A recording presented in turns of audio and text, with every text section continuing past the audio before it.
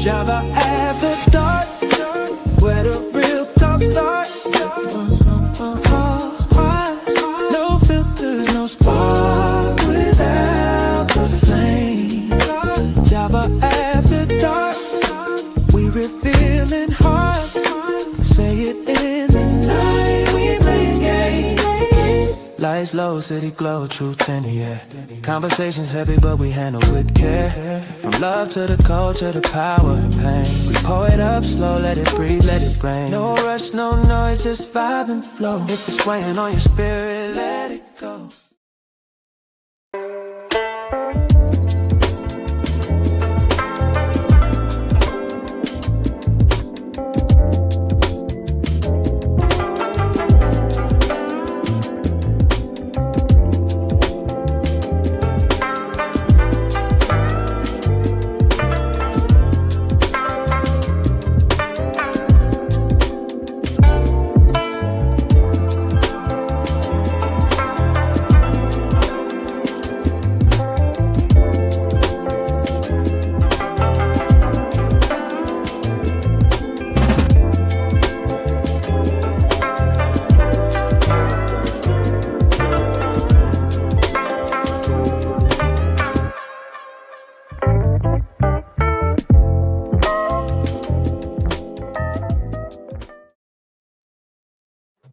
Good evening, everyone. Good evening, good evening, good evening, and welcome into the Java Cafe. You are here for another episode of Java After Dark. Thanks to our partnership with ABCD, Action for Boston Community Development Health Services. For over a year now, we've been in partnership specifically around health services with ABCD. We've covered everything from STIs, sexually transmitted infections, to HIV and AIDS, to what did we cover last month? We covered human trafficking. We've covered depression. We've covered depression with young people. We've covered a lot with ABCD Health Services. So I'm extremely glad to be in partnership with them. And so do me a favor. We have some very important information to share with you tonight. This is Teen Violence Awareness, I believe, week. And you know what Saturday is, Valentine's Day. And a lot of our young people, are getting to the age where they're, it's after dark. So I'll say, hormones and stuff are acting as they should as teenagers. And we're here tonight to make sure that we share with you just some information to really define what teen dating violence is. What some would call some red flags. I would even say yellow flags before you get to a point of red. What are some of the yellow flags that you can look out for? I'm excited tonight that we have a man in this conversation, because this is an important conversation for young men, not just young women, and some of us older folks as well, from some of the behaviors, when we were teens. So anyway, enough of my commentary, but seriously, do me a favor, invite parents. If you have a teen, it's about, maybe 16 and up. This is after dark. We're going to have a real conversation. I will say that somewhere maybe in here, words like abuse, intimate partner violence, domestic violence may come up. And we want to give you the space and grace that if that is a conversation that, causes you to remember something, I don't want to say the other word, feel free to log off and come back if you feel comfortable in coming back. And so without further ado, I would like to bring my co-host that comes in once a month with me, Maureen Scott, who is just wonderful, full of information, is a well-experienced nurse practitioner and just all around good sister that ABCD has over there. And so Maureen, good evening to you. And I am so glad to have you. And I can't believe it's been just about a month already. I know. Time flies, and scurrying around and getting ready for the show. And I go, oh my God, now I got to prepare for the next show. Yes. So yeah, listen, real quick. I am glad to have you here. And so Maureen, it is Teen Dating Violence Awareness Week. Right. Month. So good evening. Month. Good evening, everyone. Sorry. Yeah, it's Teen Dating Violence Awareness Month. And the theme is real love respects. teen dating violence is something that, I think we've normalized. And it's funny because even if you've grown up in a house without it, once you become you're young and you start a relationship, all of a sudden your dating relationship becomes normal for you. When we talk about teen dating violence, we're talking about our children, our students, our patients, young people who are still learning of what love and trust and respect are supposed to look like. So for many teens, unhealthy relationships can become normalized before they even realize something's wrong. So tonight's discussion is about awareness, prevention, protection, empowerment, um, educating parents and teens on what a healthy relationship is. We need to teach our young people that love should never hurt. So we're honored to welcome two very experienced people, experienced voices who work directly with adolescents every day from both the community-based service and the clinical care. So, and they'll help us deepen our understanding about learning about teen dating violence and also sharpen our response. So at first, I'd like to introduce Mary Beth Muetz. She's the program manager and family planner for Adolescent Family Planning Program with Pediatrics and Adolescent Department of Boston Medical Center. Mary Beth, as long as I've known you, I've never said your last name. Apologize if I... It's okay. Listen, Maureen, we do that here all the time. But I've known Mary Beth forever and never said her last name. Mary Beth brings 2 decades, 20 years of integrated clinical health experience and services for adolescent and young adults. She provides direct reproductive health care for young adults and gives them support in navigating healthy relationships, consent, coercion, and intimate partner violence. We also have JImmerall Jones. And JImmerall Jones has dedicated 30 years to human services to the greater Boston area where he grew up. His journey started with ABCD, and he has a role that is set that role set the foundation for his long career passion for helping others navigate life's challenges. Currently, JImmerall serves as the Director of Program Services at Bridge Over Troubled Waters, where he focuses on empowering at-risk youth toward independence. Because he believes we never stop growing, he is currently back in the book studying to become a licensed therapist. And off the clock, you can usually find him with a book in hand out by the water fishing or at the gym. So let's welcome Mary Beth and JImmerall. Thanks for coming and doing the show for us. You're welcome. No problem. Thank you for having us. I'm glad to have both of you here. And so, Maureen, we're going to let you go, as you said, and get ready to plan next month. Do you have next month's subject yet? Do we want to tease it? Well, it's STI awareness, but there's a lot of things going on, so we can talk about it. Okay, absolutely. So we'll see you next month, Maureen. Thank you for being here tonight. Thanks. So, Mary Beth, I just want to make sure we're good. I heard a little bit in the audio in the background, but I think we're good now. And so if you would just take a second and introduce yourself. Tell us a little bit about yourself and how you landed in this position to be in the space you're in the clinical space, helping our young people stay away from teen dating violence. Welcome to the Java Cafe. Thank you, Jimmy. Hi. As Maureen said, I'm Mary Beth, and I currently work at Boston Medical Center in the Adolescent Clinic, and I have been there for all of my career. I learned everything that I know now from working there.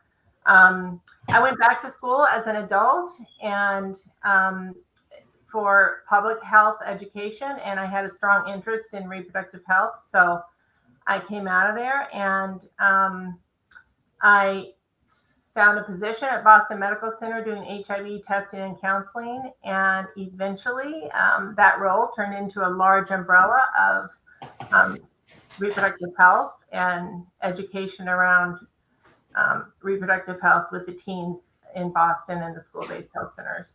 I am a mom. I have 2 adult children. And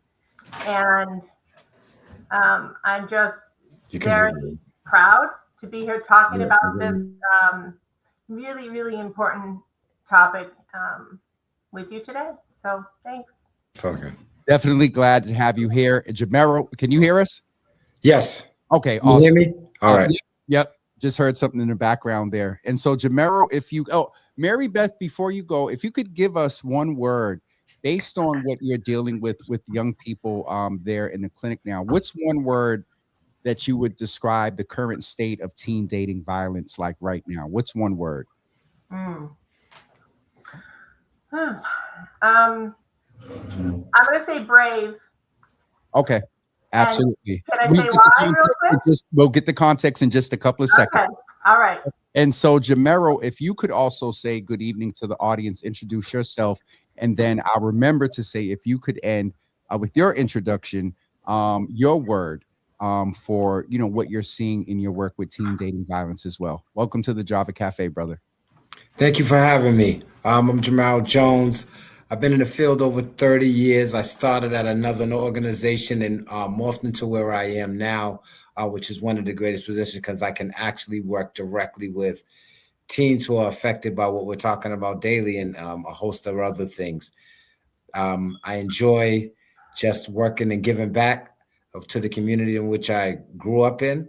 Oftentimes, they don't get to see the people that grew up in the same neighborhoods they grew up with and give back. So I believe that was one of my biggest passions in making sure that I was able to be a person that gave back to them. And if I was to say one word to me that stood out right now, it's almost normalization. If you could give me your context, and then we're going to go back to Mary Beth. Give me a little bit of your context for the word normalization. Because it's almost, I don't know if it's because of social media, what the trend is, but it's a thing where it's the violence doesn't matter who it is. If it's girl on girl, boy on boy, anyone who is mad at anyone, they just solve it with this thing. So when it's relationships, it's really not a problem for someone to just reach out and say, oh, come here, or grab them or put hands on. And it's normal. People walk by it every single day. It's made normal on social media oftentimes when we're looking into it. So I just feel like oftentimes to try to change that narrative is to sit down with a lot of them and have conversations on why that's not okay. Absolutely. Mary Beth, if I could ask you, you said that your word was brave. And so if you could give us the context for the word brave, and then I'm going to ask you to also let's begin to define really what this is. And so give us the context for the word brave. And then also let's start to define what teen dating violence really is. Sure. So I picked brave because a lot of times when we're talking about abuse and teen dating violence and teen dating violence, the focus is on the abuse and the focus is on the abuser. And I like to move away from that. And I like to focus on the survivor and the healing. And I think it is really, really brave for a young person to recognize that something is not right in their relationship and to listen to their gut and to have the courage to tell somebody and to tell their story. And some of them are brave just getting up every single day. And I think that it's incredible. And I see bravery in my office all day long, every day. Absolutely. Even when they don't recognize that they're brave. So absolutely. And I want to actually, with the point of being brave, I said a few minutes ago that, we are intentional about having, when Maureen and the folks at ABCD, Jamie and I were talking about this, we really kind of had the conversation about having a man be a part of it as well. So I'm glad we're getting both perspectives here. And so with that being said, first of all, JImmerall, you had acknowledged that I have met your mom in the past. And I think she was on the purple carpet. I think I know who that is. So and I know how it is because my mother is in here too, and we're grown men, and they are just they're our number one supporters. And so Miss Jones, if you don't mind, Mother Jones, along with the other mothers, and the mothers say hi to Mother Jones in here. And so JImmerall, I'm actually going to ask you, if you don't mind, can you begin to define for us, and we'll come back to Mary Beth as well, define for us what teen dating violence, like what is it, the definition Definition of teen dating violence is abuse in the act of like causing harm, threatening, at risk. Teens, the dating individuals who often are in current and former relationships, whether it's physical, mental, or sexual. It definitely, and it's a continuing pattern of behavior. Absolutely. And Mary Beth, can I ask you to chime in and just, are there, types, JImmerall said earlier, whether, it's same gender, different gender, maybe an age difference, things like that. What are the types of teen dating violence? And I can't believe there are actually, categories, quote unquote, in this space. But what are the types of teen dating violence that you've seen in your work? Sure. I think when we think of abuse and certainly teen dating violence, and I certainly see this in the kiddos that come into my office and many people that I talk to, I think the first thing that comes to mind is physical abuse and sexual abuse. I think we're all very aware that happens. And so physical abuse, where we're harming, somebody is hurting us. They're harming our body physically. They're punching, they're choking, they're restraining us from moving or leaving. They may be using a weapon. They may be forcing us to, definitely forcing us to have sex without consent. They may be manipulating us to have sex with other people. And then much more, I would say, much more prevalent in teen dating violence than the physical and sexual abuse is digital abuse, emotional, physical, psychological abuse, financial abuse. These are all categories that I think when JImmerall talked about normalizing it, I think that many of the kids I see think that those categories, the emotional abuse, the certainly digital and financial, is something that's normal, and they don't consider it abuse. So I think it's really important that we talk about the whole realm of all of this abuse and not just the physical and sexual. Absolutely. And JImmerall said that word normalization. And JImmerall, we're going to deviate just for about maybe 45 seconds, if you don't mind. You talked about, the different types of violence between, young people, wherever they are on the spectrum in their exploration in their teenage years. In your work, have you seen situations where young men have conveyed that they are in a situation where they may be feeling abused? Because I want to kind of raise that for a second, if you don't mind, that, there's this I have in my lifetime experienced this thing where men sometimes are conditioned not to identify that they're being abused because it may sometimes appear to be weak. I'm being very intentional and careful with my words, but I can tell that sort of where I'm going. And so in your practice and in your work, have you seen where young men have been victims of, and Mary Beth, to your point about Brave, we want to raise that the focus is not just on a victim, but I believe in this case with our young men, I want to be very intentional, and this is not gender specific. JImmerall. Yeah, actually, when you say that, we had a situation recently where it's not a laughing matter, but the young individual that I was talking to, he kind of recognized it, because I would recognize that he was not really happy when I would see him. And he would often just be tied up. And the young lady who he was dealing with was very methodical in how she just came across. So you could just tell by in his mood. Somehow, down the line, to fast forward the story, they broke up. And when they broke up, I seen him the next day and he was skipping. And that's where our inside joke came from. I pulled him aside. I said, hey, come here for a second.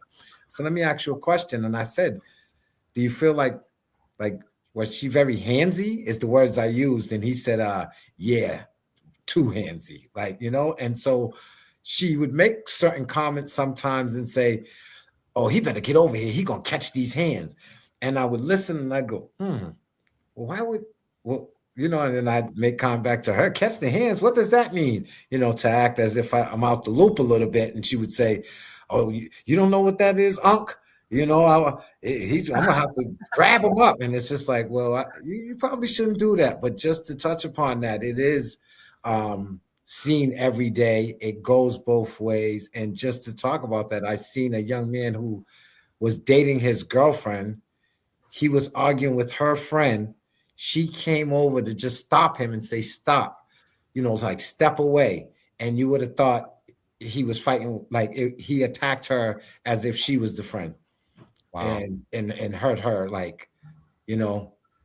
I just wanted to raise that because I think that that is definitely important. And so Mary Beth, if you don't mind, and JImmerall, thank you so much for that. Mary Beth, what do the numbers look like? Just, you know, as far as those that are identifying, I don't know how it's captured. We also have to name that there's a lot that goes unreported as well. But what are you seeing in your practice, or as far as, you know, research or reporting, as far as some of the numbers? Yet, let's look at that. Well, there's many different ways to look at the numbers. One way that we can get some of this data and see the facts of what's going on here is we look at the CDC Youth Risk Behavior Survey. And I have a few numbers from the 2021 survey. And they tell us that among... Mary Beth, I'm sorry. Can I just chime in one thing? I realized what I just did in our sort of this work is conditioning. And I said, what are the numbers? And that's so to your point of bravery and taking away. So I just want to say, let's talk about who's being impacted. Because who's being impacted. I just wanted to clarify that. Thank you. Okay, I'll try to do that. What we see is, or what we know from this survey that we have, and in many other ways, which I'll talk about in a minute. But we see that 1 in 12. This is what the numbers say. 1 in 12 experience dating violence. We're talking about teenagers that reported dating someone in the last 12 months. 1 in 12 of them experienced dating violence. 1 in 10 of them experienced sexual violence.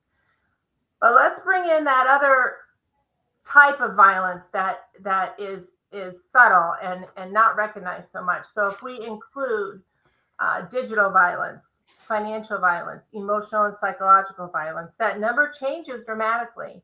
It changes to 1 in 3. As you just said, Jimmy, this is very extremely underreported for many, many reasons. But let's think about what 1 in 3 means. So 1 in 3 means that every third student in your classroom is not learning today because they are full of fear and anxiety and worry about their relationship. 1 in 3 means that 6 of your 12 patients, 6 of your 20 patients that you see in a day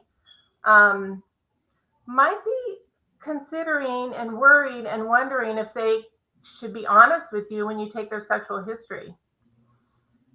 Every third teen that is at your child's Sweet 16 party, every third basketball player on the court down at the park, every third kiddo that is at the community teen event, every third kid that's at the church youth group has had their joy stolen from somebody.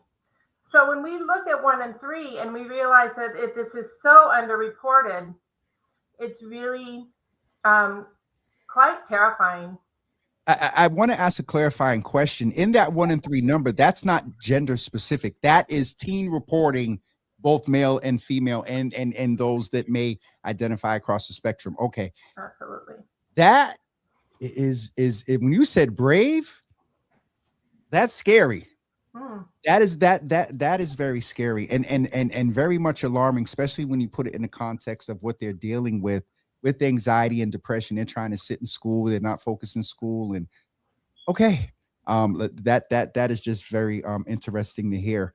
And so, JImmerall, may I ask you, like, based on what Mary Beth said in your work, whether with young men or young women, what is the long-term impact? And in that, as Mary Beth was talking, either if one of you have this number, I wonder how many that go into receive resources and the treatment and to address the trauma and everything that comes from this report, that it's something that they may have experienced in the home.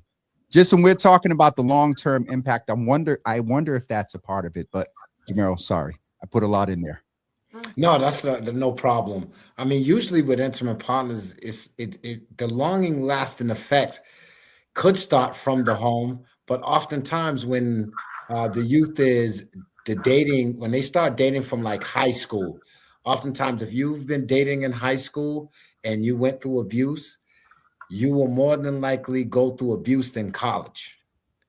And thereon after, because you're used to it. And that brings us back to that word normalization, because hey, guess what? You're used to being a part of that. You don't know anything different. You don't know no one not needing your location. You don't know anybody not needing your to have you on FaceTime when we go to sleep and be to sleep, and we must be on that. It's long standing. So oftentimes you're in it and it becomes normal. I want to, and then now, as you were saying this is after dark. So let's just explore this for 10 seconds. Either some teens are watching, or even, some 20, 30-year-olds, the falling asleep on FaceTime and all that, sometimes, excuse me, that's cute. We're above 35 here. That's a part of courting and whatnot. Is there and both of you can chime in here, is there a fine line between is cute and, that's my boo? No, you hang up. No, you hang up. Where's the line where it's like, don't hang up and it becomes an issue? Well, see, that's that long lasting effect, because the person's saying, hey, it can reverse that you need my support.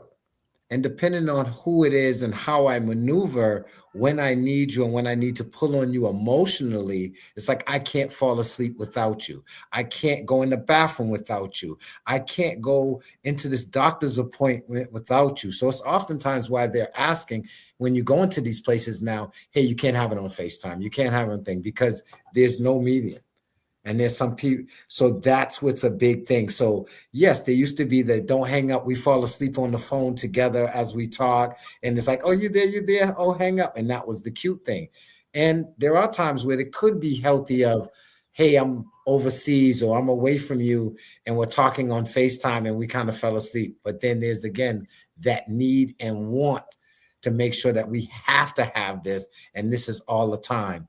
Or you text me, I was taught this by my son. Why'd you put me on red?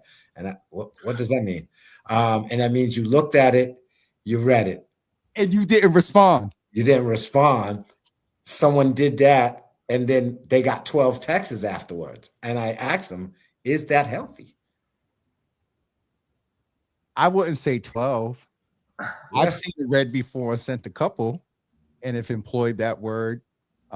So Mary Beth, any thoughts there as well, as far as, that cute sort of piece, or, our JImmerall really covered it, but I saw you shaking your head there a couple of times. Did you want to add anything there? I was shaking my head because you asked for kind of the fine line and the difference between when we're, being cute with our partner and nobody wants to hang up first. It is more so the expectation that I am in control, and I am going to monitor you wherever you go, whatever you do, to make sure, and however I do it, whether that's me telling you that I need you, I love you, nobody else loves you like I do, or if that is just outright control, taking away your voice, so you have none left. I have many patients who are required to sleep all night long with their camera on. That's It happens all the time. I have patients who are required to leave their phone on, connected, not video, during family events, during a doctor's office appointment, during, they can't have their phones in school anymore much yet, but throughout all of their activity, this is monitoring. This is taking away your agency, your ability to make any choices, and it's happening all over. And just to add, just to add, it's taking away your ability to make other connections with other people or to even be around. And here comes things like isolation, cutting people off, and so you don't have anyone to turn to. You know, we've heard the terrible horror stories that when there was a time to break, that through control and coercion, as we've talked about with ABCD before, sometimes victims feel that they don't have anyone to turn to. You know what I mean? Even as far as teen, and I just want to be clear for folks that are joining, we're not talking about adult necessarily intimate partner violence. We're focusing tonight on teen violence. And so, Mary Beth, what you just talked about was that sort of digital abuse. We are in a stage now where, you know, we talk about it in bullying and things like that, but it can also demonstrate, it may not ever be physical, but it may demonstrate itself, as you said, in the listening with the family event. So I can hear if somebody's going to talk about me, or if you're trying to whisper to anybody that something's going. Anyway, I said a few minutes ago when we opened up, you know, there's the term red flags. And so, JImmerall, if I could ask you, you know, what are some of the, they say red flags, but based on what we're talking about tonight, there are what I sometimes classify as yellow flags before you get to red. There's those little things that, you know, when you think about it, it's like, oh, had I thought, or had I, you know, in retrospect. And so what are some of those yellow/red flags? Oftentimes telling the youth, like, telling your spouse, you know, you never can do anything right. You only need me to do that. Trying to separate them from the family by, you know, even saying like, hey, I want you to meet my family. I don't really feel comfortable around all your family. I don't want to be around your peoples. And that is also make, you know, that pulls that tie in to make the youth feel guilty. I really want to go back and see my family, but then I want to be with your family. And then sometimes that you have to watch that thin line. So those are often like red flags. Insulting demeanor, shaming, you know, trying to not have the youth make their own decisions on their own, trying to destroy belongings, any power and control for me, that's showing that's a big thing. And those are all red flags. Again, talking about share your location. I have to see it all the time. When that stuff's not working, I'm calling you to see where you're at. And then it may be just little, oh, I was only doing that because I was thinking about you, or I was just, you know, because I love you so much is the reason why I do those things. And oftentimes it's like those are warning flags, and it could be love, but like someone saying, hey, I want to take it slow, and then the person is just like popping up out of nowhere, sending flowers, you know, pushing it a little bit too far. What they said in the climate of Puff Daddy, when he would to pursue one of the women, he would send them all type of different things and go after them, and it was like they really would be pushing them away, like, get out of here. But it was this thing, and then look how, as time went on, being an abuser, right? So it's those are warning flags, and I'm quite sure everybody likes to tilt their head when things like that happen. And so you want to feel special, but then you also have to just be careful. Definitely. And you see that you know, as soon as you said Puffy, I was like, ooh.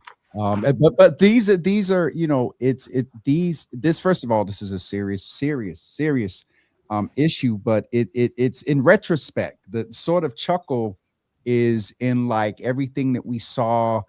But well, so we're not going to spend a lot of time with that, but those are, you know, sort of the warning signs. Mary Beth, if I could ask you, so one thing I want to ask to both of you is, you know, this is teen dating violence. And, young people are working. They get their own devices and their cell phones. And I'm from old school. You could do whatever you want, but your parents still sort of had some influence.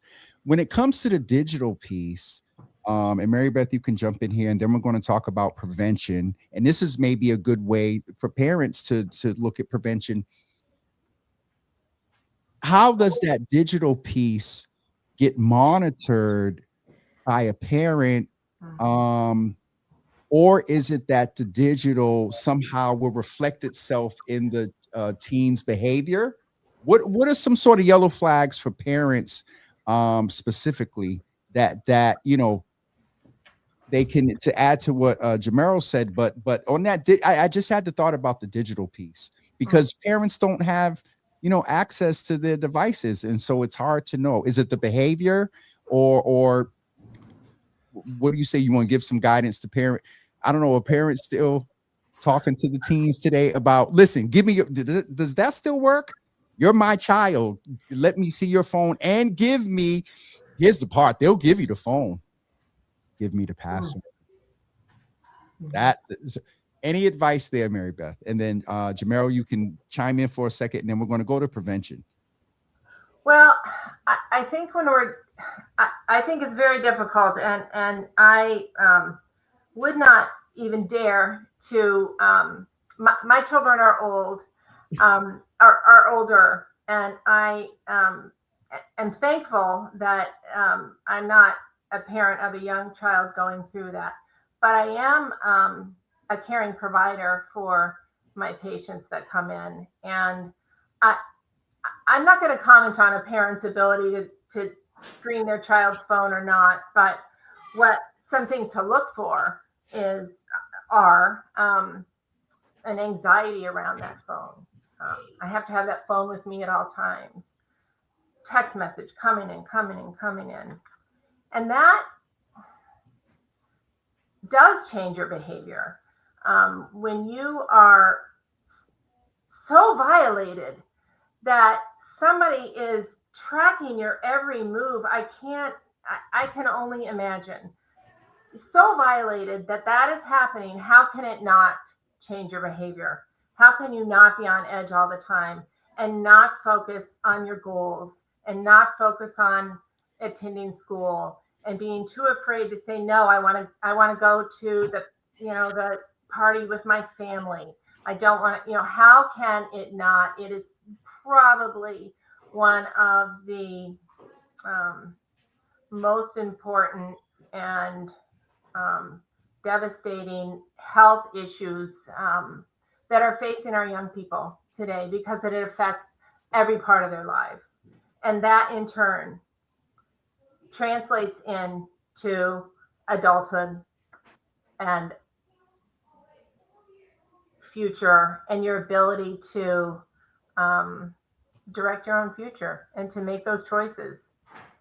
I wanted, and thank both of you for talking about the long-term impact, and then also what it is that, and we're going to begin now talking about prevention. But just, I wanted to, that digital piece that you brought up, and it just, I wanted to give parents to have some sort of advice. And thank you for being sensitive, because it's hard to parent these days. And so we're going to get ready to talk now, like, what are some of the ways that we can prevent? One of that is being able to maybe keep open relationships with your children, whether device or not. But what are some of the ways, and I'll start here with you, Mary Beth, and then JImmerall, you can chime in as well. But what are some of the ways that we can prevent this? Well, or do our best to decrease and Yep. Well, I think that when a young person is in an abusive dating relationship, they have so many emotions that they're dealing with all at once, conflicting emotions. They are feeling love, they're feeling fear, anxiety, worry, compassion, guilt, and shame, and all of those feelings at once is really, really difficult. So what can we as parents, as teachers, as healthcare providers, community advocates, what can we do? And I think the first thing that we might want to think about is stepping back with all of the advice and creating a safe space. So our teens have some place to go to tell their story. And then we listen and we reflect and we remind them that they do have power and they do have choices. We remind them that they are able and that they're beautiful and that they are very, very brave. And then we talk to them about our worry. It's nothing wrong with saying to your child or your patient or your young person that you're dealing with that I'm worried about you. I'm going to give you this space and just letting you know I'm worried. And providing that opportunity for the kiddo to tell their story and have somebody listen without judgment. And many times they go back. Many times they don't listen to our suggestions. And we then have to hold that space and invite them back as many times as it takes. And I Mary Beth, I want to, as I said to the audience, you yourself, and so I'm going to give you a second, and JImmerall and I will just be on, and thank you for your transparency, because it does show the level of passion and care that you have, for our young people. So you go ahead, take a second, grab it now. I'm not a clinician, but I'm adjacent. I'm go good. And breathe. I know. Good. Jimmy, okay. I'm just a crier. Okay. I'm good. It's cool. I'm just, I'm very sensitive to that, as a host and then someone that's been around, some. I'll take a breath, but I'm good. Okay. Thank you. JImmerall, what is your thought there? And again, you're our resident, expert man in the room, and that point of prevention. And now we can dibble and dabble as victim. And I believe I'm correct when the stats, I'm wondering if the stats do show that there is the ratio, I believe maybe of more women of being victims. However, there's a ratio. So obviously that means that there's some men. So if you could kind of go prevention on the side of, maybe how parents can help their young men to recognize, and this gets into, maybe we have to have you come back, anger, issues and things like that. But again, I'm stacking it a lot for you there. Prevention.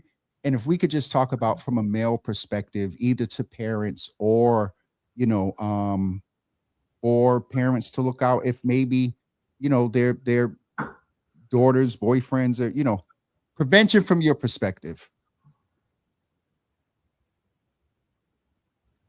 Hold on for 1 second. We got you. Unmute and we'll be good. Oh, that was the wrong one. Sorry. There we go. Okay. It's no problem. I say prevention from my standpoint is always first trying to spend more times looking around. You talked a little bit earlier about the phones, and do parents still get the opportunity to grab those phones? And yeah, you're right. You may not get that password or that password, but you sometimes still have to show that authority. Like I have teenage boy, and recently my daughter, who's probably on here somewhere, is now a young adult, and that was their thing. But a lot of times they can outsmart you, right? So you'll take a phone, they'll have a tablet. Or burner phone on the other one, or they'll use their friend's account to socialize through whatever. So oftentimes it's having those open conversations, having them check in, do activities that they like. You see them withdraw from those activities, then you're kind of knowing that, hey, what's kind of going on here? Having them with school guidance counselors, trying to talk to them and reach out to connect with people who are around them that let them know, oftentimes letting them know that they're loved every single time. That's one thing my mom always did for me, is say, hey, I love you. Even when you didn't want to hear it, you could be mad, you could be upset, and still looked around and say, hey, I love you. So just having them have that and knowing that they have that there for them. that to me is a big thing. And just having trusted guardians. They always say it takes a village. So they may not want to tell their mom and their dad, but they have an uncle, they have a cousin. You know, you might have to send them in there and say, hey, go in there and talk to little man or her about what's going on. And they'll come back and say, hey, I'm not supposed to tell you this. Or they'll try to go around it, but at least you're knowing that this is what's going on. And then paying attention to those warning signs, phones ringing off the time, never being able to separate from their phone, losing time with their family members. Those are all things. But for the prevention side, just trying to make sure that you are very aware of your kids and how they withdraw and how they stay away, and just having an open dialogue. I think that's the biggest thing for every youth that I've ever dealt with, was to just talk, and oftentimes they want to listen.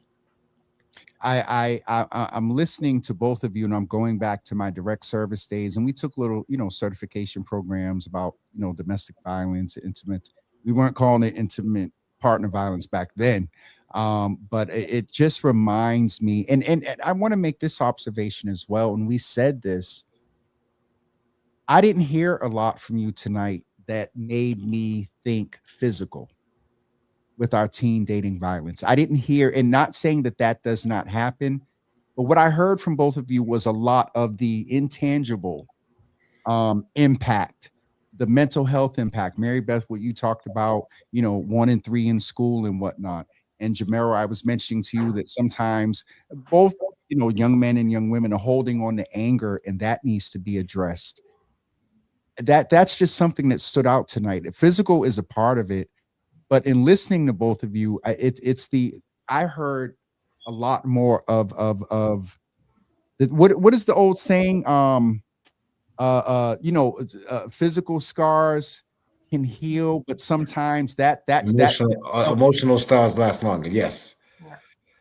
That is major. And so, JImmerall, Mary Beth is with us, 2 guys tonight. So I'm going to let you have a closeout word, and then Mary Beth, and then I'm going to go over some resources, how folks can get involved, as teens and also parents this year. And so, JImmerall, if you were to say to a wide variety audience, young people, older people, parents, caregivers, I love how Mary Beth was also talking to providers and caregivers, because they need to be sensitive to and screen, and when they get the physical. Anyway, sorry. JImmerall, your closing remarks, sir. The closing remarks would be to just pay attention to your youth, pay attention to the emotional as well as physical, whether that's the small scars, the scratches. You're going to lead, after I finish talking about how they can reach out, and if these things are going on, and the awareness, but just making sure that we have the awareness and being there for our teens, as well as caregivers. It also takes a toll on the parent or the individuals who's dealing with that as well. Because if someone touched your child, that invokes another feeling out of you. So that's just a widespread. So to all those people, just, have a sense of your family environment, and just be willing to listen. And I on that point of listening, before Mary Beth ends, I want to thank, for both of you sort of said this, that you didn't say the exact words, but no judgment. Keeping the space, and even if they go back and different behaviors, that there's no judgment, and keeping a safe space. That, as you said as well, JImmerall. Mary Beth, what is it that you would say to us? Well, I guess that I would say that if you're a young person that is viewing this, or if you're connected with a young person, to remind them that you don't have to do this alone. There are a lot of different resources. It might be very scary to talk to somebody. Find a hotline, find a website, look at a TikTok, and keep your mind open to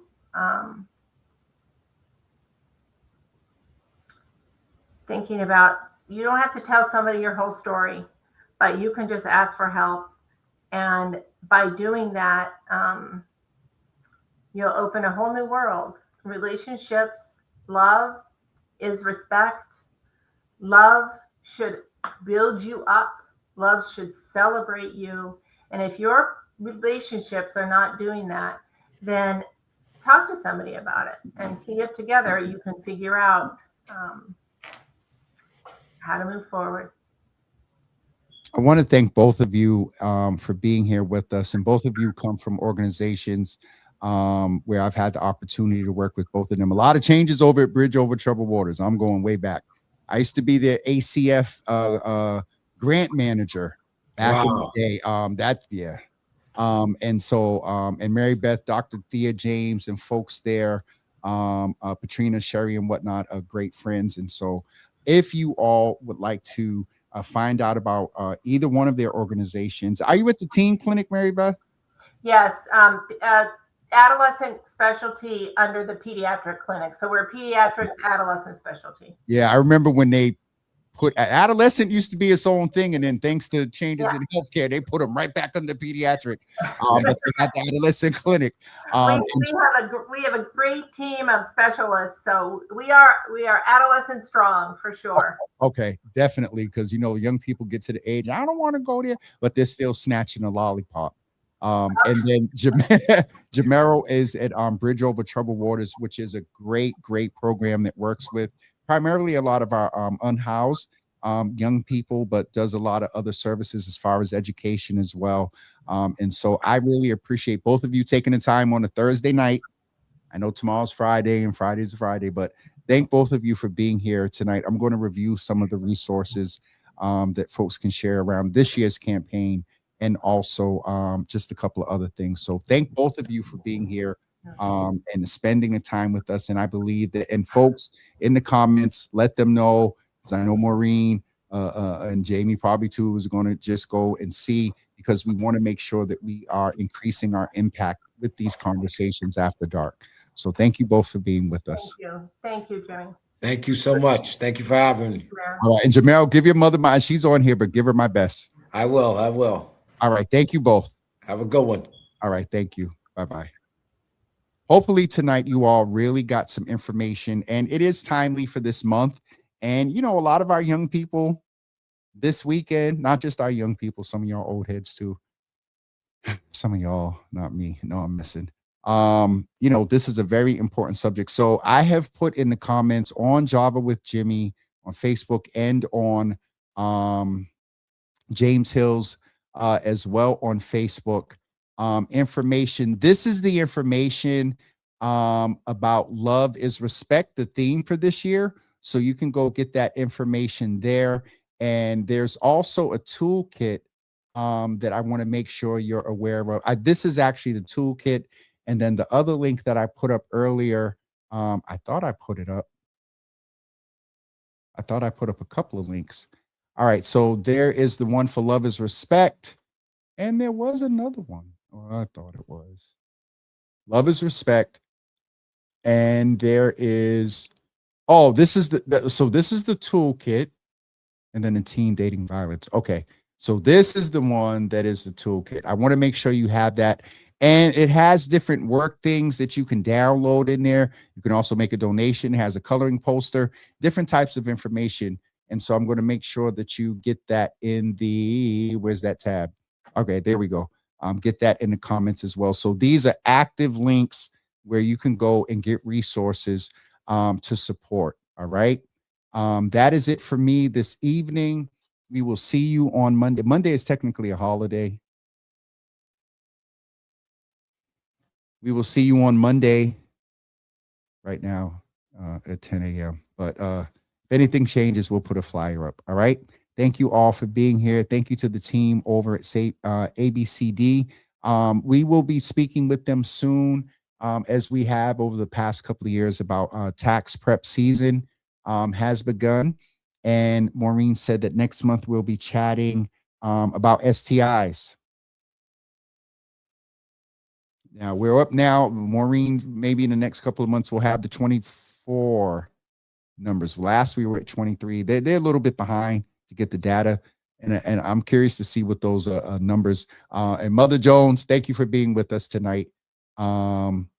And we will see everyone on Monday at 10 a.m. But next month, STIs and probably HIV and unplanned pregnancies as well.